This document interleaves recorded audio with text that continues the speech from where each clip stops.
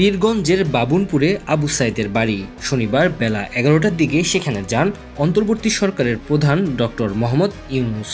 এ সময় তার সঙ্গে ছিলেন তথ্য প্রযুক্তি মন্ত্রণালয়ের উপদেষ্টা নাহিদ ইসলাম। এ সময় নিহত সাইদের কবর জিয়ারত করেন তিনি। কিছুক্ষণ দাঁড়িয়ে থাকেন নীরবে, পরে যান সাইদের স্বজনদের কাছে, দেন তার পরিবারের পাশে থাকার আশ্বাস।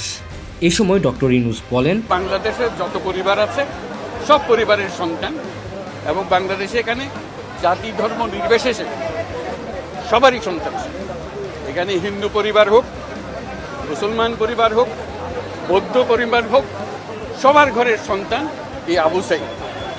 কাজেই আপনারা খেয়াল রাখবেন যে কোথাও কোনো গোলযোগ যেন না হয়, কেউ ধর্ম নিয়ে কথাবার্তা না বলে, কারণ আমরা এই মাটিরই সন্তান। তিনি আরো বলেন, আমরা সবাই বাংলাদেশি, বাংলাদেশকে রক্ষা করতে হবে আবু সাইদেরই, তাই পাশে থাকতে হবে তার পরিবারের। আবু সাইদ যেরকম দাঁড়িয়েছে আমাদের ওরকম দাঁড়াতে হবে। যারা পার্থক্য করে যে এরকম সন্তান ওরকম না, আমরা সবাই বাংলাদেশি, আমরা বাংলাদেশেরই সন্তান। আবু সাইদের মা সবার মা, এবং সবার মা আবু সাইদের মা।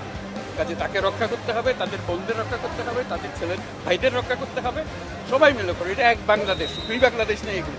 এ সময় পরিবারের পক্ষ থেকে সাইদকে বীরের মর্যাদা দেওয়ার পাশাপাশি দোষীদের শাস্তির দাবি জানানো হয়।